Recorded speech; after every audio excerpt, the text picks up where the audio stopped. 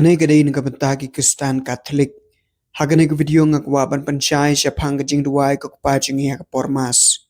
Kajing iya kajong kabalang Catholic, kambu hukum bagi pajba kibay simbenta hakapormas, kiday ban plil ne ban kaneri laki kiti bagi duway kajing duway kakupajing i.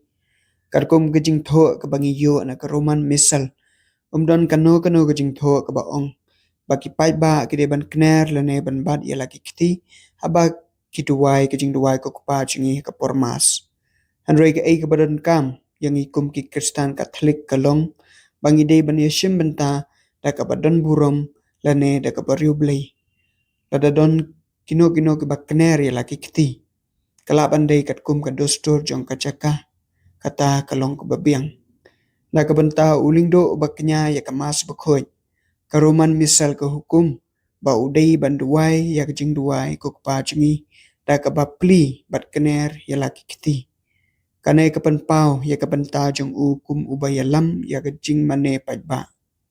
Na kapan tagiling do kibaya shimenta hakapormas.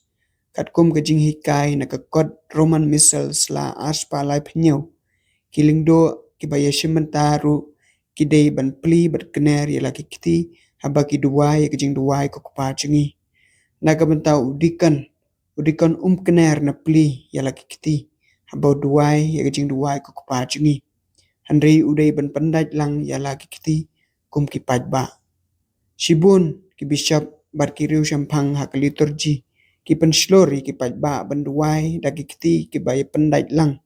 Namarda ka ba pandaj ya laki kiti kadai kadak ka ba kerpang ban ya shimbenta med ban nasim. Kumta karukom ka ba biang tam kalong ban buat ya kajing tho na karuman misal. Ha ka ba uling do ubaknya bat ki wei kiling do ki bay shimbenta ha kajing le niam ki depan kener ya laki kiti. Kad ba ki pajba bat udikan ki yang ha karukom ka ba burom klem kano kajing peta. Lane ban kener ya laki kiti.